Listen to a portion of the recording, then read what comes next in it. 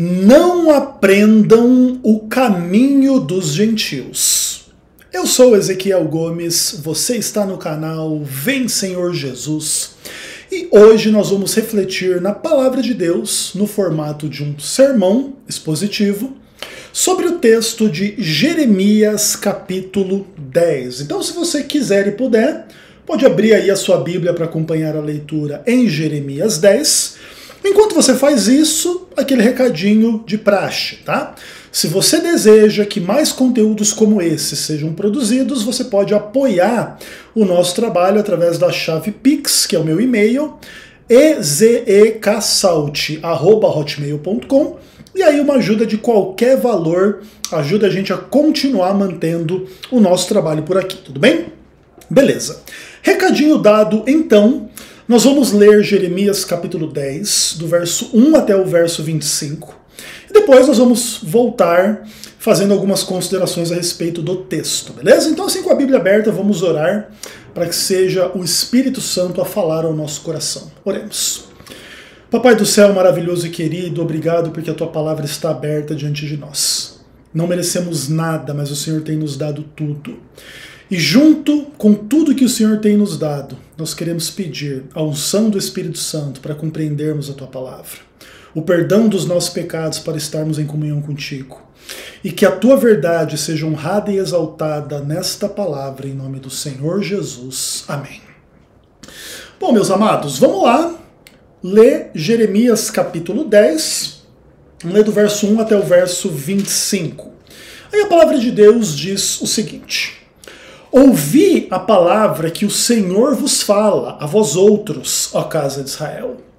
Assim diz o Senhor: não aprendais o caminho dos gentios, nem vos espanteis com os sinais dos céus, porque com eles os gentios se atemorizam. Porque os costumes dos povos são vaidade, pois cortam do bosque um madeiro, obra das mãos do artífice, com machado, com prata e ouro o enfeitam, com pregos e martelo o fixam, para que não oscile. Os ídolos são como um espantalho em pepinal, e não podem falar. Necessitem de quem os leve, porquanto não podem andar. Não tenhais receio deles, pois não podem fazer mal, e não está neles o fazer o bem. Ninguém há semelhante a ti, ó Senhor. Tu és grande, e grande é o poder do teu nome. Quem não te temerá a ti, ó Rei das nações? Pois isto é a ti devido. Porquanto entre todos os sábios das nações e em todo o reino, ninguém há semelhante a ti. Mas eles todos se tornaram estúpidos e loucos. Seu ensino é vão e morto, como um pedaço de madeira. Traz-se prata batida de Tarsis e ouro de Ufaz. Os ídolos são obra de artífice, e de mãos de ourives. Azuis e púrpuras são as suas vestes. Todos eles são obra de homens hábeis. Mas o Senhor é verdadeiramente Deus. Ele é o Deus vivo e o Rei eterno. Do seu furor treme a terra, e as nações não podem suportar a sua indignação. Assim lhes direis: os deuses que não fizeram os céus e a terra desaparecerão da terra e de debaixo destes céus. O Senhor fez a terra pelo seu poder, estabeleceu o mundo por sua sabedoria, e com a sua inteligência estendeu os céus. Fazendo ele ribombar o trovão, logo há tumulto de águas no céu, e sobem os vapores da extremidade da terra. Ele cria os relâmpagos para a chuva, e dos seus depósitos faz sair o vento. Todo homem se tornou estúpido e não tem saber. Todo ourives é envergonhado pela imagem que ele mesmo esculpiu, pois as suas imagens são mentira, e nelas não há fôlego. Vaidade são, obra ridícula. No tempo do seu castigo virão a perecer. Não é semelhante a estas aquele que é a porção de Jacó, porque ele é o Criador de todas as coisas, e Israel é a tribo da sua herança. Senhor dos exércitos é o seu nome. Tira do chão a tua trouxa, ó filha de Sião, que moras em lugar sitiado. Porque assim diz o Senhor: eis que desta veia arrojarei para fora os moradores da terra, e os angustiarei, para que venham a senti-lo. Ai de mim por causa da minha ruína, é muito grave a minha ferida. Então eu disse: com efeito, é isto o meu sofrimento, e tenho de suportá-lo.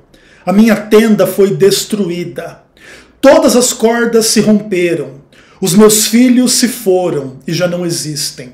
Ninguém há que levante a minha tenda e lhe erga as lonas, porque os pastores estúpidos, os pastores se tornaram estúpidos e não buscaram ao Senhor. Por isso não prosperaram, e todos os seus rebanhos se acham dispersos. Eis aí um rumor. Eis que vem grande tumulto da terra do norte, para fazer das cidades de Judá uma assolação, morada de chacais. Eu sei, ó Senhor, que não cabe ao homem determinar o seu caminho, nem ao que caminha ou dirigir seus passos. Castiga-me, ó Senhor, mas em justa medida, não na tua ira, para que não me reduzas a nada. Derrama a tua indignação sobre as nações que não te conhecem e sobre os povos que não invocam o teu nome, porque devoraram a Jacó, devoraram-no no meio, consumiram-no e assolaram a sua morada. O livro de Jeremias é um dos meus livros prediletos da Bíblia. Não é o predileto, mas vamos dizer assim que está entre os top 10 livros preferidos da minha parte da Bíblia. Poderia citar ao lado aí do livro de Jeremias, por exemplo, o livro de Isaías, que é um dos meus prediletos também, a carta aos Hebreus, que é um dos meus livros prediletos da Bíblia. Poderia citar a carta aos Gálatas, que também é um documento que eu amo. Poderia citar o Evangelho de João, que é o meu evangelho predileto. Poderia citar Daniel e Apocalipse, que naturalmente, em função dos desafios interpretativos, também figuram nessa lista dos meus livros prediletos. Mas o livro de Jeremias sempre foi um livro muito especial para mim, dentro do processo da minha conversão, onde eu conheci Deus, né, quando deixei de ser um ateu e coisas do tipo. E o livro de Jeremias ele sempre teve um espaço especial na minha vida, assim, em especial em função assim da forma bem veemente com que Deus me repreendeu particularmente na minha vida usando esse texto, né? O Espírito Santo usou o texto do livro do profeta Jeremias para realmente Deus falar comigo e demonstrar o desagrado dele para comigo, Ezequiel Gomes, né? No sentido dos meus pecados, das minhas incompreensões, dos meus problemas, da minha vida como um todo. E foi uma peça bem legal assim na minha conversão. Inclusive no futuro, quem sabe, a gente possa fazer uma série aí de pelo menos um sermão sobre cada capítulo de Jeremias. Seriam aí 50 capítulos, se eu não me engano, né? Inclusive, deixa eu confirmar quantos capítulos Jeremias tem. Não, tem 52, né? Um livro muito interessante, que inclusive tem uma discussão bem legal do uso de Jeremias no livro do Apocalipse, em relação à Babilônia. É bem interessante, bem legal. Agora, o que acontece? Nessa mensagem, eu queria me focar um pouco assim nessa coisa da diferença entre o povo de Deus e o povo gentil, o povo de Israel e o povo estrangeiro. E especialmente essa coisa quando Deus fala no verso 2, né? Não aprendais o caminho dos gentios. E esse tema é um tema muito fundamental da Bíblia, que sem entender esse tema você não consegue entender muita coisa, tá? Basicamente tem que ver lá com o chamado de Abraão, e Deus ser o Deus de Abraão, Isaac e Jacó. E aí Jacó muda o nome dele para Israel, seus 12 filhos se tornam 12 cabeças de 12 tribos de Israel. Eles vão para o Egito, eles se multiplicam, eles são escravizados, Deus visita esse povo, liberta esse povo do Egito com milagres, com poder, criando uma história extraordinária. etc, etc, etc, e que contextualiza toda a narrativa bíblica e tudo mais, e aí se revela o Deus Israel como Deus verdadeiro, em contraposição aos deuses, no plural, das nações, que em geral são representados por imagens de escultura ou ídolos, de uma forma geral, tá? Uma coisa interessante é que o texto diz que o povo de Israel não deveria aprender o caminho dos gentios e nem deveria se atemorizar diante dos sinais do céu, que eram coisas diante das quais os gentios se atemorizavam. Não é à toa que os gentios adoravam o sol, adoravam a lua, o exército do céu, as estrelas, a Bíblia mesmo fala a esse respeito. E mais cedo ou mais tarde, os homens começaram a olhar para essa natureza, para o céu, para a lua, para o sol, inclusive começaram a identificar as constelações e enxergar nelas desenhos. E desses desenhos eles inferiram histórias, mitologias, religiões. E mais cedo ou mais tarde, o que esses povos começaram a fazer? Começaram a materializar esses desenhos que eles enxergavam no céu na forma de estátuas que representam os seus deuses, que tem que ver com noções de fertilidade, proteção, vitória nas guerras, colheita, vida e etc e tal, e começaram a atribuir a esses deuses enfim, poderes sobrenaturais, e esses deuses você tinha que fazer sacrifício a eles, dirigir orações a eles, você tinha que de alguma maneira aplacar a sua ira em contextos de coisas ruins e negativas, fazer cultos de fertilidade, onde ir lá todo mundo transar diante de um obelisco, que era, por exemplo, o deus Baal, e aí, porque aí Baal ficaria agradado daquela promiscuidade entre os seres humanos, e traria a chuva, e daria a colheita, e etc. E questões muito interessantes, assim, da mentalidade, vamos dizer assim, mais primitiva dos seres humanos, que acompanhou a humanidade por muito tempo e tudo mais. Inclusive, para afastar os seres humanos dessas convicções tradicionais, é que Deus se revela a Israel e faz uma distinção entre Israel e os demais povos, né? Nesse aspecto, o Deus bíblico, né? Ele é um Deus progressista, que inclusive propõe um progresso no entendimento da humanidade. Então a humanidade politeísta, a humanidade idólatra, etc e tal, e agora Deus se revela a Israel para demonstrar para os povos que o Deus verdadeiro está com Israel, não está com eles. E por detrás desse tipo de coisa está o desafio, por exemplo, de Elias contra os profetas de Baal, e um monte dessas questões, tudo bem? E uma coisa interessante assim que esse texto de Jeremias 10 ele revela inclusive essa linguagem agressiva, zombadora, pesada da parte de Deus, do Deus de Israel, em relação aí aos seus concorrentes pagãos, né? Então, por exemplo, no trecho aqui dos 25 versos que a gente leu, se diz um monte de coisas assim, que eles são estúpidos, que eles são vãos, que eles são mortos, que eles são loucos, que eles são vaidade, todo mundo se tornou estúpido, ninguém tem saber, ninguém tem sabedoria, é uma coisa vergonhosa, é uma obra ridícula, é uma vaidade, etc, etc, etc. O que inclusive é visto de forma muito negativa assim em alguns nichos da nossa sociedade, né? Se você chega para discutir religião, e você chega assim dizendo assim, olha, o pessoal dessa outra igreja que não é da minha igreja, ou dessa outra religião que não é a minha religião, é ridículo, é vaidade, é estúpido, é idiota, é sem sabedoria, sem conhecimento, é uma obra ridícula e etc e tal, todo mundo vai dizer o que de você?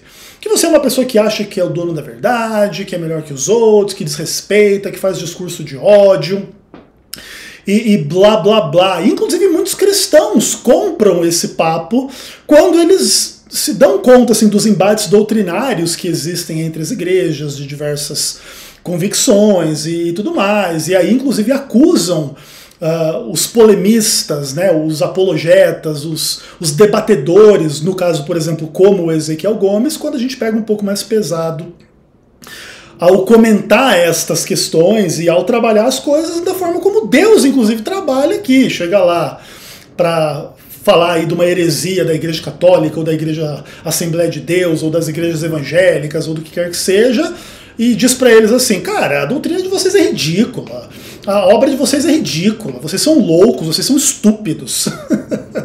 Aí você já vai ver o Papa assim, olha, tá vendo, não tá seguindo Deus, não tá seguindo Cristo, não tá seguindo a verdade, não tá seguindo o amor. Mas no final das contas, o interessante é que a maior parte dessas palavras aqui, elas nem são narradas assim como se fosse Jeremias falando, é Deus falando, né? Vocês vão falar essas coisas de Deus também, quando ele faz a treta polêmica contra as falsas religiões da perspectiva do próprio Deus, né? Isso é bastante interessante.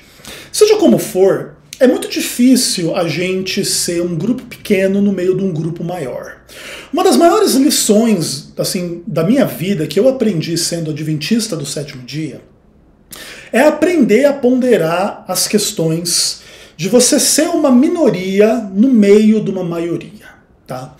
Isso é muito interessante, porque a psicologia humana ela vê com uma certa suspeita pessoas e grupos minoritários dentro da sociedade, inclusive como se os grupos menores, que têm um entendimento diferente da maioria, inclusive representam uma ameaça à comunidade, à sociedade, tal qual ela é. Então, por exemplo, se todo mundo acredita que você tem que adorar o sol, a lua, as estrelas, os ídolos e os deuses, e você chega com uma conversa de que tudo isso é ridículo, tudo isso é vaidade, tudo isso é imbecil, tudo isso é heresia, tudo isso é engano, tudo isso é satânico e coisas do tipo, o que acontece? Mais cedo ou mais tarde, os embates entre a sua minoria e o grupo da maioria vai se estabelecer, e a depender do nível de civilidade ou não daquela sociedade de uma forma mais ampla,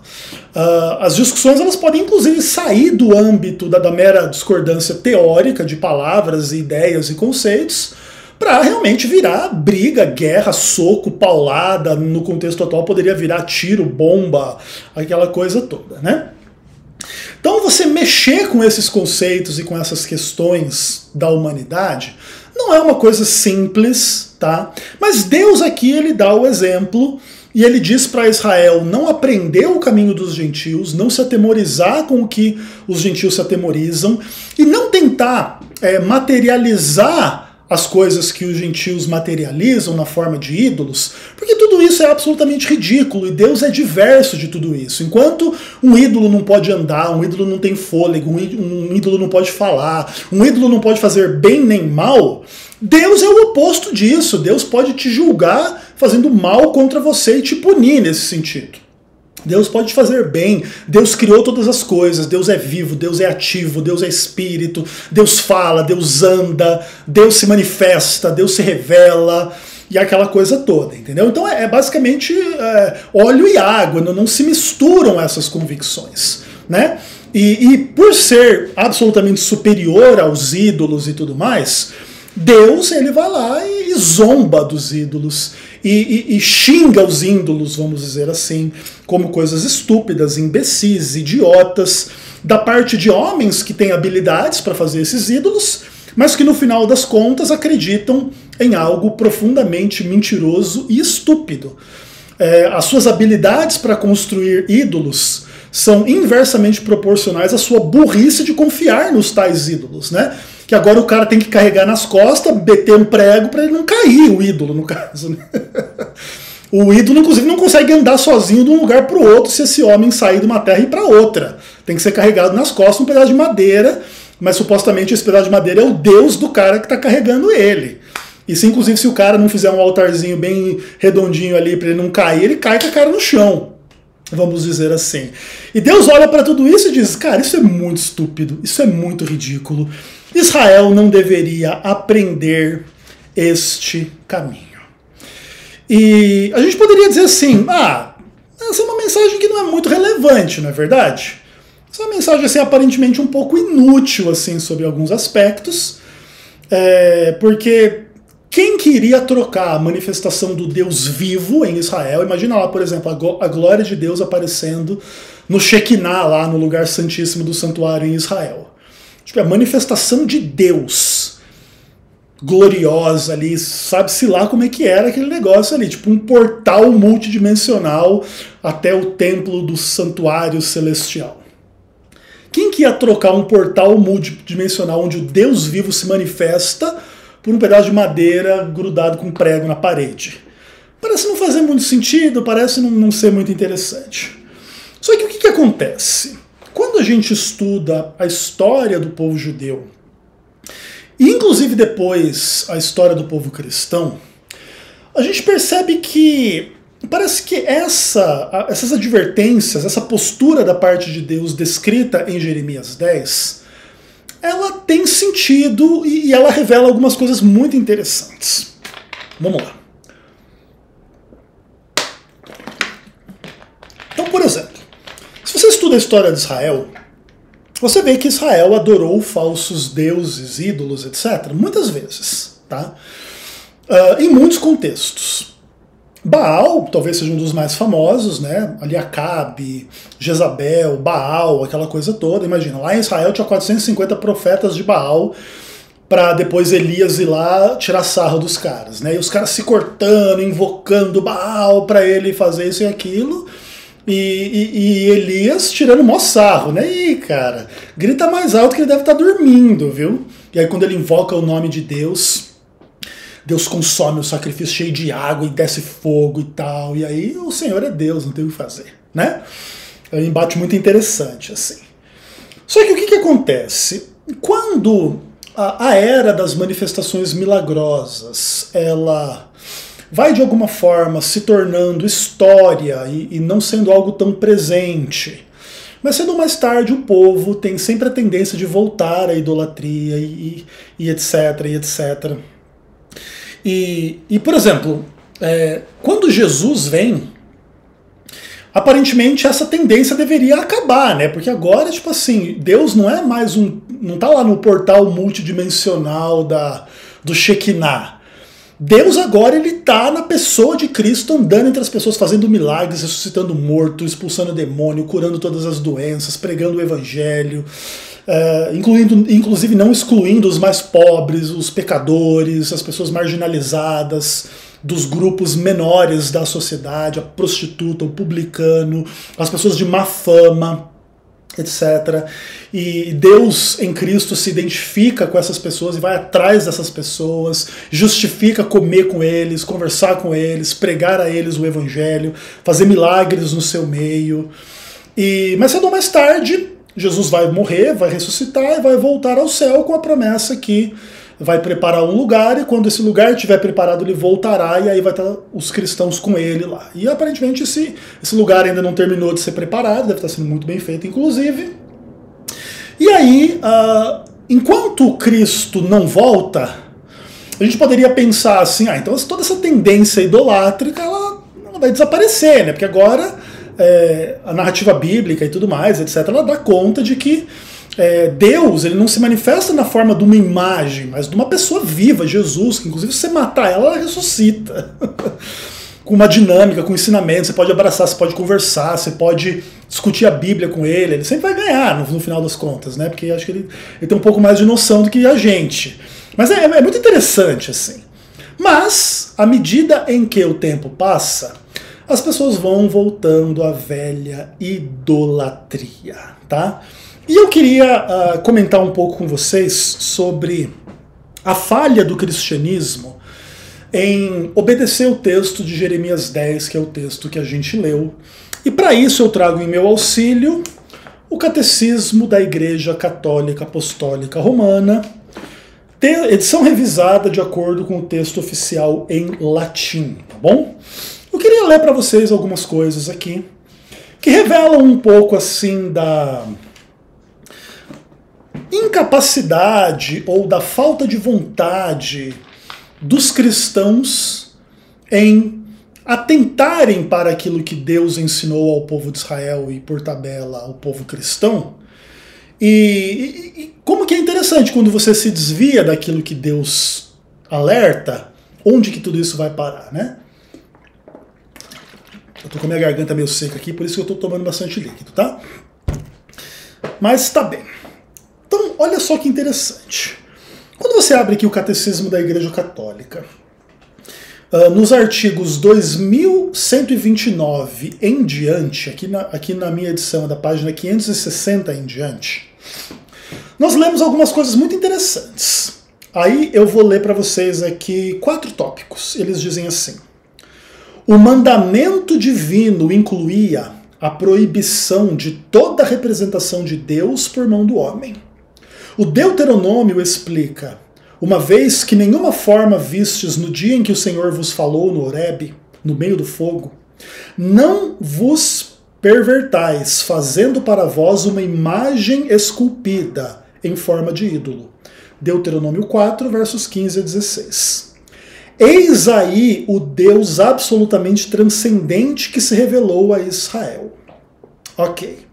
Tópico 2130.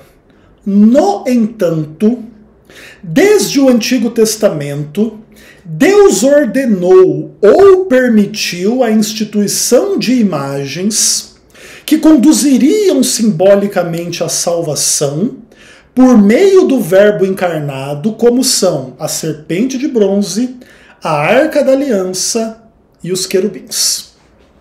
Então a Igreja Católica Romana, ela parte da proibição do texto bíblico de se fazer imagens, ela inclui aquilo que ela supõe ser exceções a essa proibição, ao se fazer ali a serpente de bronze, a Arca da Aliança e a tampa lá da Arca da Aliança com os querubins.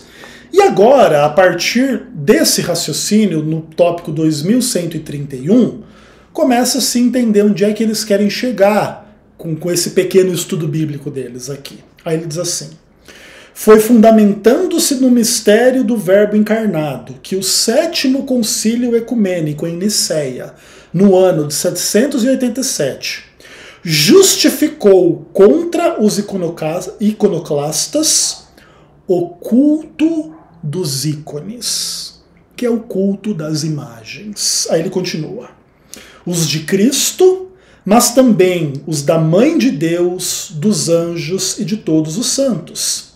Ao se encarnar, o Filho de Deus inaugurou uma nova economia das imagens. E aí, tópico 2132. O culto cristão das imagens não é contrário ao mandamento, que proíbe os ídolos. De fato, a honra prestada a uma imagem se dirige ao modelo original. E quem venera uma imagem, venera a pessoa que nela está pintada. A honra prestada às imagens é uma veneração respeitosa, não uma adoração que só compete a Deus. O culto da religião não se dirige às imagens, em si como realidades, mas as considera em seu aspecto próprio de imagens que nos conduzem ao Deus encarnado. Ora, o movimento que se dirige à imagem enquanto tal não termina nela, mas tende para a realidade da qual é a imagem. E aí, a cada final de sessão do catecismo, eles fazem um resumo daquilo que eles escreveram, né? E aí eu mostro para vocês aí como que eles resumem essa sessão, né? Não sei se vocês vão conseguir ler, olha lá. Ó. O culto às imagens sagradas está fundamentado no mistério da encarnação do Verbo de Deus e não contraria o primeiro mandamento. Então aqui, a Igreja Católica Apostólica Romana usa alguns artifícios muito interessantes para justificar uma coisa, que é o culto às imagens. Isso é uma coisa interessante, porque o que acontece? Quando eles citam o texto de Deuteronômio capítulo 4, lá dos versos 15 a 16, você percebe ali que, sim, ali existe uma instrução de que Israel não deveria fazer imagens esculpidas de ídolo, semelhança de homem ou mulher, né, etc, etc, etc. Mas quem sabe eles não poderiam ter usado um exemplo um pouco melhor. Por exemplo, eles poderiam ter citado Deuteronômio capítulo 5, que é inclusive a repetição dos 10 mandamentos. E aí eu vou ler para vocês aqui do verso 6 em diante o que diz o texto bíblico. Eu sou o Senhor teu Deus, que te tirei do Egito da casa da servidão. Não terás outros deuses diante de mim. Não farás para ti imagem de escultura, nem semelhança alguma do que há em cima no céu, nem embaixo na terra, nem as águas de debaixo da terra. Não as adorarás, nem lhes darás culto. Porque eu, o Senhor teu Deus, sou Deus zeloso, que visito a iniquidade dos pais nos filhos, até a 3ª e 4ª geração daqueles que me aborrecem, e faço misericórdia até 1000 gerações daqueles que me amam e guardam os meus mandamentos. Não sei se vocês vão conseguir ver o texto bíblico aqui. Vamos ver se a gente consegue demonstrar aqui, ó. Não farás para ti imagem de escultura, não as adorarás, nem lhes dará culto, ok? Nem lhe darás culto. Então veja bem, pessoal. A Igreja Católica Apostólica Romana ardilosamente pega o texto bíblico que lhe convém, coloca um outro texto bíblico para inclusive dizer que não, ao fazer a serpente de bronze, a Arca da Aliança e os querubins lá em cima da Arca da Aliança, tinha ali imagens que iam conduzir à salvação. Então agora você pode dar culto às nossas imagens, de Jesus, de Maria, dos santos, e vai lá, o culto das imagens não é contra o mandamento. Veja bem! Vai com calma, meus amados. Vamos trabalhar com a seguinte hipótese, que o fato de Deus ter mandado Israel fazer a serpente de bronze, a Arca da Aliança e os querubins, possa fazer com que seja relativamente legítimo a gente, sob orientação direta de Deus, fazer uma imagem, uma escultura. No caso, uma escultura de uma serpente de bronze, uma escultura de uma Arca da Aliança, com querubins ali na tampa, representando lá o propiciatório, aquela coisa toda. Beleza, legal. Isso, em tese, a gente pode fazer. E se a gente fizer o que Deus mandou Israel fazer, primeiro de tudo que nós não vamos multiplicar serpentes de bronze, nem arcas da aliança e querubins. Porque essas coisas foram ordenadas em um contexto específico para um propósito específico. Então, quando é que Israel teve que fazer uma serpente de bronze? Quando as pessoas estavam morrendo, mordidas pelas serpentes em função das suas murmurações e pecados lá na jornada do povo entre a saída do Egito e a entrada na Terra Prometida. Então, naquele contexto específico, Deus ordenou Moisés a fazer essa serpente de bronze, as pessoas que olharam para ela foram curadas e acabou o contexto que dava ensejo àquela imagem. Acabado aquele contexto, acabou a utilidade daquela imagem, ninguém agora pode fazer, então agora vamos fazer todas as imagens de toda e qualquer coisa e as adorar e dar culto, ou, não vou adorar, eu só vou dar culto. Veja bem, não foi o que Deus mandou fazer com a serpente de bronze. Em nenhum momento o texto bíblico diz que havia um culto à serpente de bronze ordenado por Deus e aprovado por Deus no meio de Israel. Beleza? Outra coisa. A Arca da Aliança e os querubins ali acima da Arca da Aliança eram um artefato para ficar no Templo de Jerusalém e em lugar mais nenhum.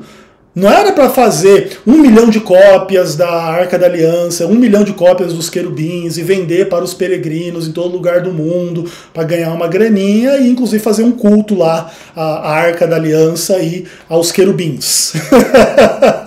Inclusive, lá no livro do Apocalipse, quando João adorou um anjo de verdade, que nem era uma imagem de um anjo, o anjo rejeitou essa adoração e falou que é pecado o que ele fez.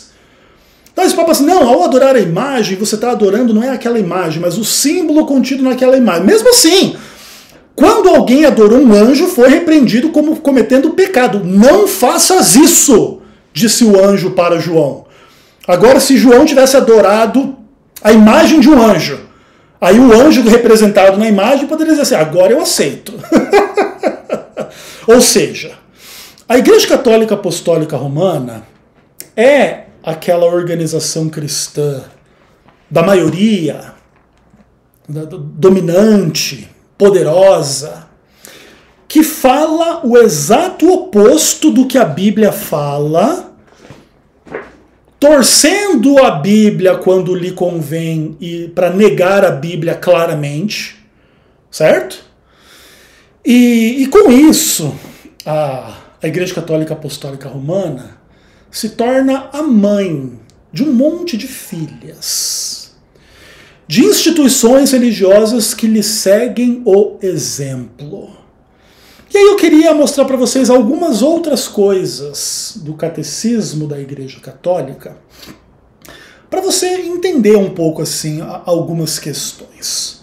Vamos avançar um pouco aí até o tópico 2174.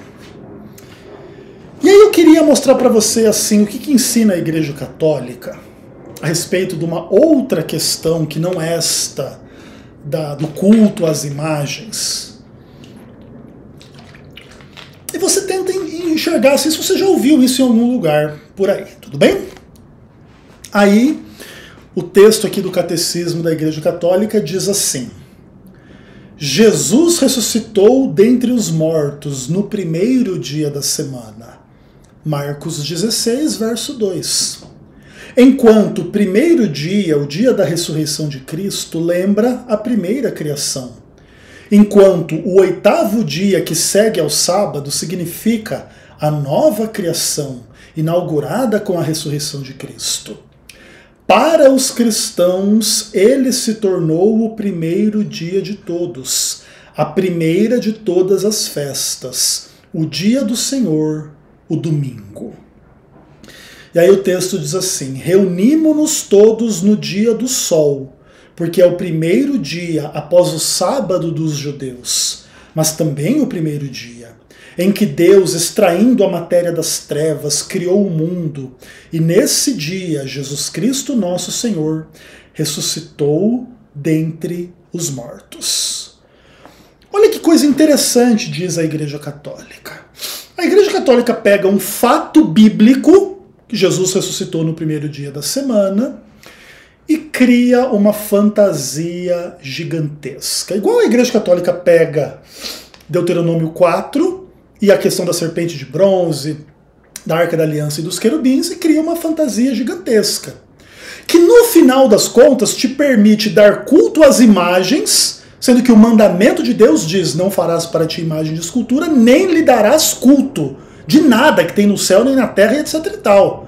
É proibido fazer culto às imagens. Mas a Igreja Católica torce, engana os idiotas, e os idiotas, para usar os termos de Jeremias 10, e os idiotas estão lá fazendo orações às imagens, ajoelhando diante das imagens, acendendo vela, fazendo promessa, fazendo pedido, e sou devoto de Nossa Senhora não sei das quantas, e de São João não sei das quantas, fazendo o exato oposto do que Deus mandou não fazer.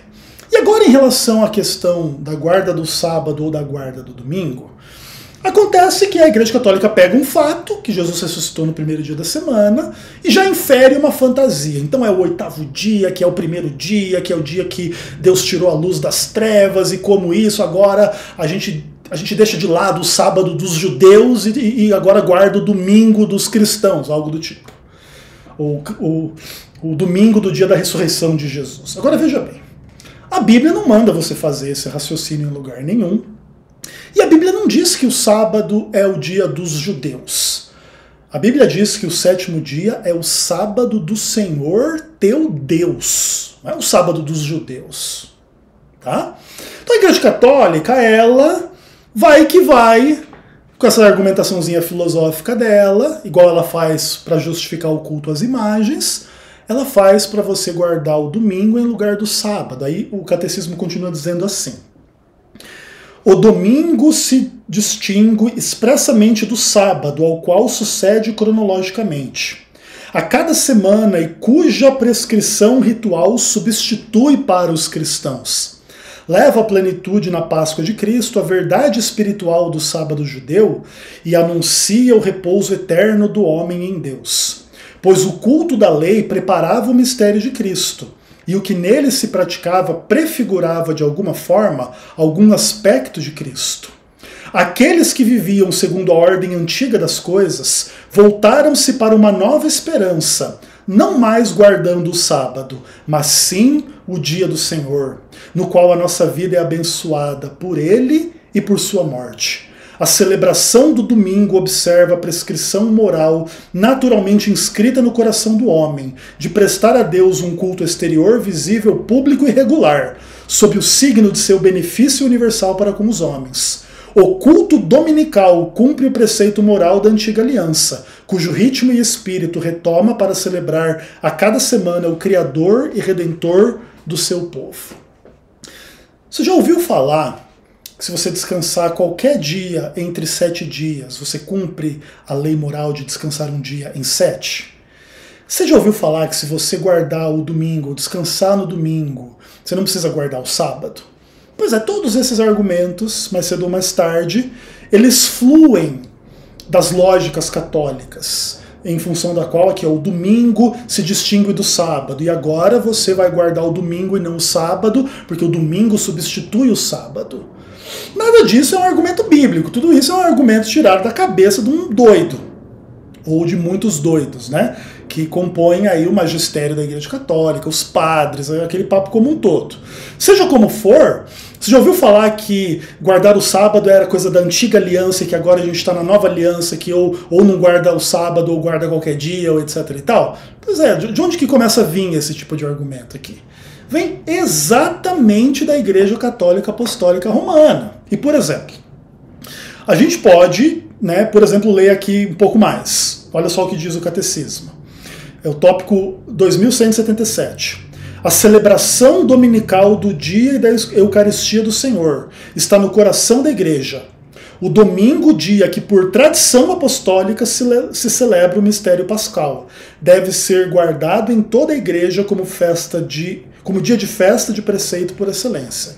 Qual que é o fundamento da guarda dominical segundo o Catecismo? Tá sublinhado aqui, ó. É tradição. Não é revelação bíblica, isso é óbvio, né? Tanto assim que quando você vê evangélico argumentando contra a guarda do sábado, vários desses argumentos que a Igreja Católica inventa aqui são meio que ou transformados, ou adaptados, ou apropriados pelos evangélicos. Não, eu te guardo domingo porque é o dia da ressurreição. Aí o evangélico que diz que não guarda domingo, não é porque nós estamos na nova aliança. Não, mas aí o evangélico que vai querer dizer que se pode cumprir o preceito da lei da guarda do sábado, guardando outro dia que não o sábado, né? E assim vai, a gente poderia ler inclusive vários outros aqui, olha só, 2180. O mandamento da Igreja determina e especifica a lei do Senhor. Aos domingos e nos outros dias de festa, os fiéis têm obrigação de participar da missa. Ó, vou mostrar para vocês aí, ó. O mandamento da Igreja determina e especifica a lei do Senhor. Ao domingo você vai na missa. Ou seja, o mandamento da Igreja se torna o mandamento do Senhor. Lá você vai no culto da missa no domingo. O evangélico não chama de missa, mas que dia que é o dia do culto deles lá? É domingo, né, pessoal? Né? Grande dia de domingo, escola dominical e aquele papo como um todo, não é? E aí vai, inclusive eles dizem que quem falta a obrigação de ir na igreja no domingo comete pecado grave. Aqui no tópico 2181, 2181. O que mais? Dá uma olhada aqui, ó. Esses pontos aqui, 2187 e 2188, eles contêm uns negócios muito legais. Assim. Tá dito assim, ó. Santificar os domingos e dias de festa exige um esforço comum. Cada cristão deve evitar impor sem necessidade a outrem o que impediria de guardar o dia do Senhor. Quando os costumes, esporte, restaurantes, necessidades sociais, serviços públicos exigirem de alguns o trabalho dominical, cada um assuma sua responsabilidade de encontrar um tempo suficiente de lazer. Os fiéis cuidarão com temperança e caridade de evitar os excessos e as violências causadas às vezes pelas diversões de massa. Apesar das limitações econômicas, os poderes públicos cuidarão de assegurar aos cidadãos um tempo destinado ao repouso e ao culto divino. Os patrões têm obrigação análoga com respeito a seus empregados. Dentro do respeito à liberdade religiosa e ao bem comum, os cristãos precisam envidar esforços no sentido de que os domingos e os dias de festa da igreja sejam feriados legais. A todos tem de dar o exemplo público de oração, de respeito e de alegria e defender as suas tradições como uma contribuição preciosa para a vida espiritual da sociedade humana.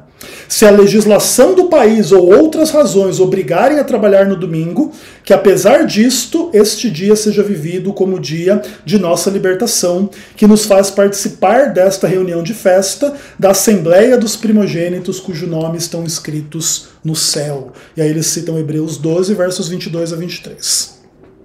Ou seja, eles vão guardar o domingo e vão trabalhar para que o governo faça do domingo um feriado, para que todo mundo possa guardar o domingo. E se alguém tiver que trabalhar no domingo por obrigação, porque trabalha num entretenimento que funciona no domingo, tipo jogo de futebol, ou um shopping, ou algum serviço público e tal, então aí fora do domingo você tem que conseguir um lugar, um momento para você ter um lazer, para você não viver só de trabalho.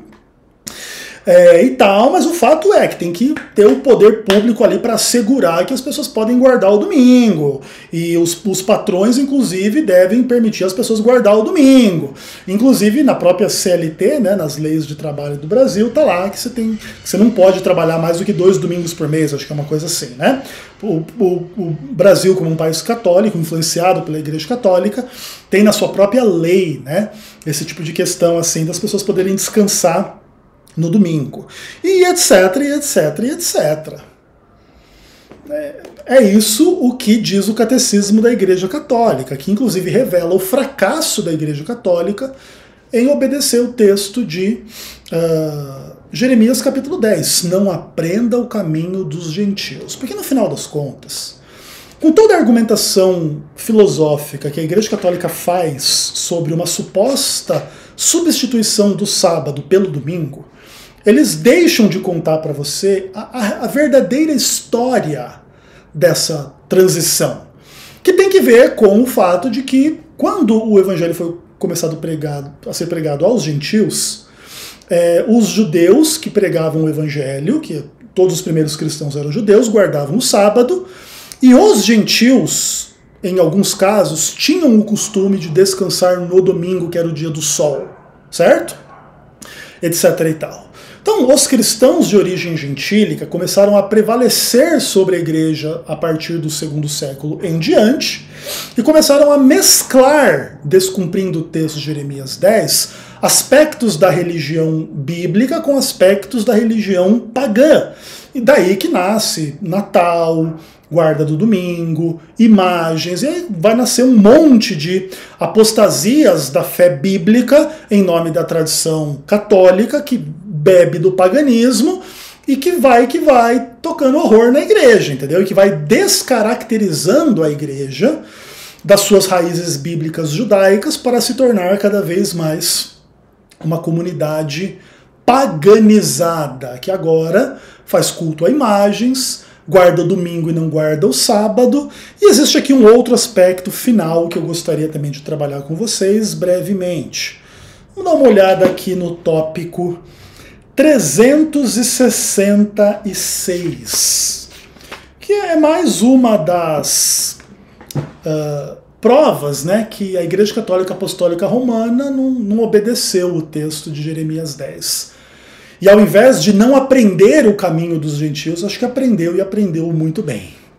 Aí aqui no tópico 366 em diante, a Igreja Católica Apostólica Romana diz assim: a Igreja, que no caso é a Igreja Católica, só para você saber, ensina que cada alma espiritual é diretamente criada por Deus, não é produzida pelos pais e é imortal.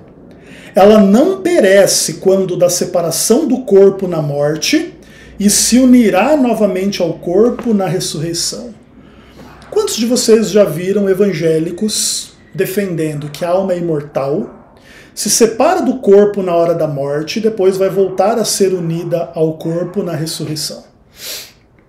De onde que vem esse ensino? Bom, da Bíblia que não é. Porque não tem nenhum texto da Bíblia que diga que a alma é imortal, se separa do corpo na hora da morte e depois voltará ao corpo no processo de ressurreição.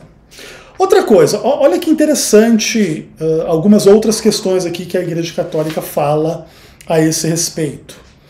O homem é uno de corpo e alma. A doutrina da fé afirma que a alma é espiritual e imortal é criada diretamente por Deus. Então a alma é espiritual, é imaterial, ela é imortal e ela é criada diretamente por Deus. Ensinamentos que não estão na Bíblia, mas estão no Catecismo da Igreja Católica Apostólica Romana e que os evangélicos seguem muito de perto como bons filhos, né, da grande mãe prostituta Babilônia.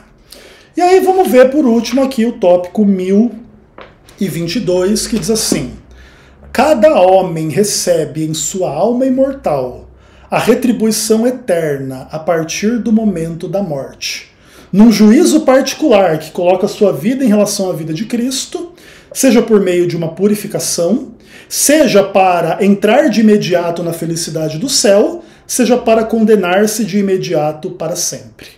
Ou seja, aqui a Igreja Católica ensina que, a partir do momento que você morre, você recebe a retribuição na sua alma imortal. Então, se você for para o céu, você já vai estar no céu logo após a morte. Se for para o inferno, já vai estar no inferno logo após a morte, na forma de uma alma imortal. Bom, a Bíblia não ensina isso em lugar nenhum. Mas isso é um ensinamento do Catecismo da Igreja Católica e que os evangélicos adoram defender aí com bases absolutamente ridículas. Agora, o que diz a Bíblia?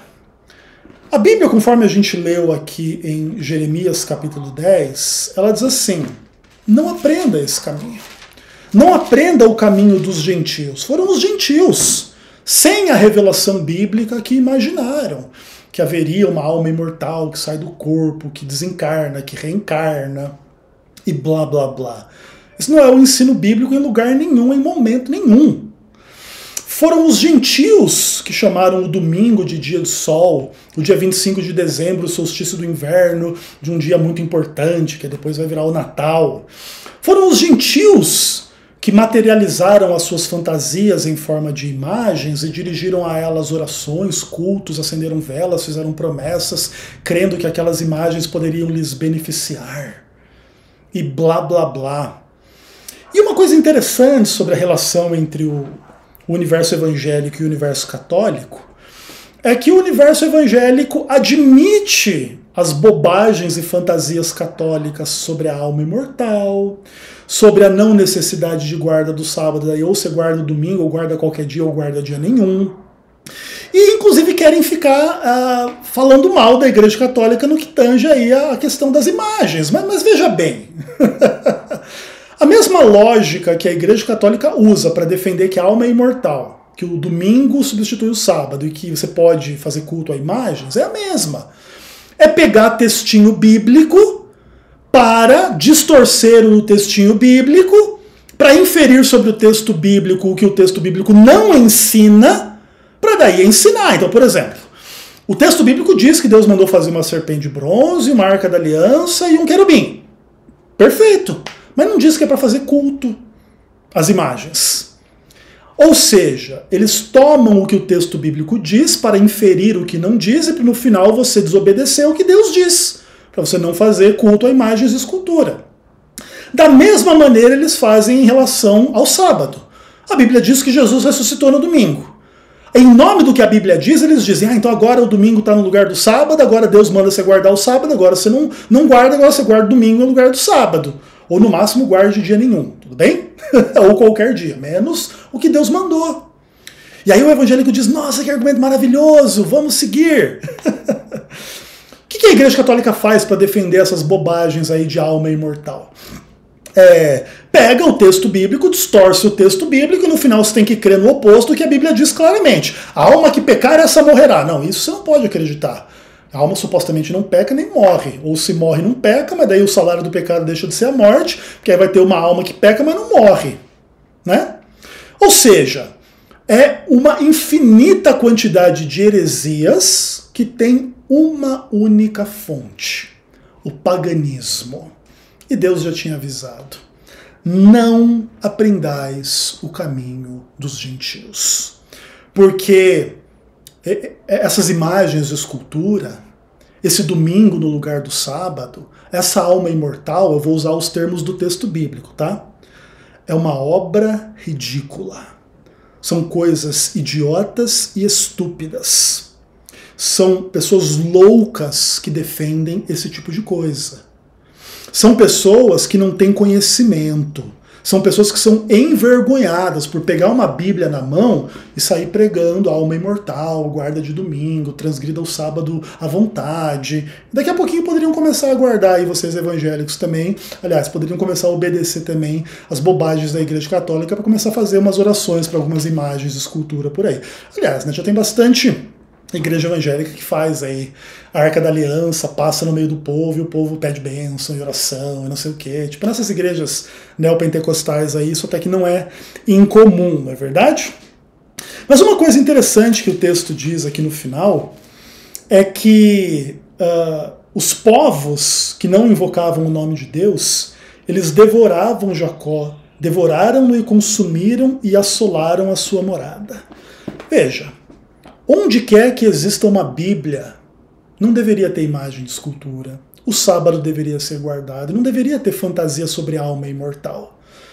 Mas a maioria dos cristãos decidiu aprender o caminho dos gentios, e agora, onde deveria ter Jacó, o israelita que crê como a Bíblia ensina e guarda como a Bíblia manda, já não tem mais, está assolado, está destruído. Cada casa onde as pessoas não guardam o sábado, creem em alma imortal, ou tem lá uma imagem de escultura, é uma casa onde Jacó foi destruído, foi morto, foi tirado.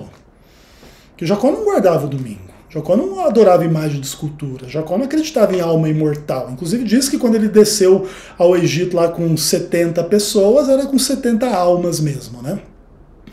E não estava falando de nenhum espírito fantasmagórico por aí, não é verdade? E é isso.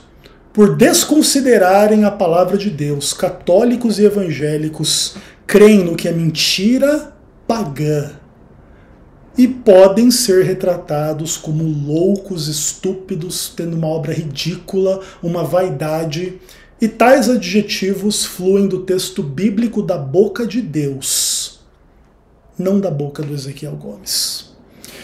Essa mensagem ela não é fácil de ser pregada. Porque ela pode parecer uma mensagem adventista, mas ela é só uma mensagem bíblica.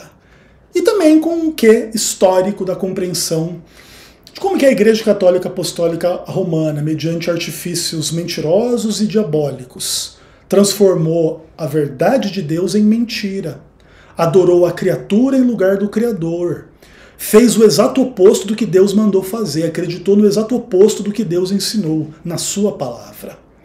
E os evangélicos, que deveriam ser os protestantes contra essas deturpações, cansaram de brigar e de ser minoria e quiseram se unir à maioria.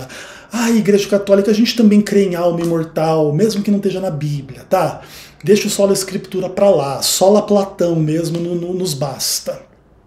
A Igreja Católica, a gente também crê que não tem que guardar o sábado, tá? A gente vai guardar o domingo igual você, ou vamos guardar dia nenhum aí, pra ficar bem legal o negócio. Mas, Igreja Católica, para com essas imagens aí, hein? É uma piada, é uma vergonha. E é essa gente católica e evangélica por aí que vai dizer, no final das contas, que o herege é o Ezequiel Gomes, né? Mereço, na verdade, pessoal. Mas é isso. Eu não sei como terminar essa mensagem, se eu faço o apelo para o adventista continuar firme crendo na verdade, se eu faço o apelo para o católico e evangélico que teve estômago de me aguentar 1 hora falando aqui a respeito da Bíblia, coisa que talvez vocês não estejam muito acostumados a fazer, pelo menos não sem a influência das filosofias diabólicas, fazendo você distorcer os textos praticamente o momento todo, pelo menos no que tange a esses temas essenciais da palavra de Deus. Mas o ponto é que o exemplo divino nos permite colocar as coisas tais quais elas estão colocadas. E a repreensão não vem do mundo adventista para o mundo evangélico e católico. Vem de Deus para qualquer um que tenha aprendido a seguir o caminho dos gentios. Não aprenda, não siga, não vá. Porque no final das contas, o que é? É uma obra ridícula. É vaidade, é inutilidade, é superstição, é burrice, é maldade. É o oposto do que Deus revelou, é o oposto do que Deus deseja, é o oposto do que seja a verdade. Um abraço.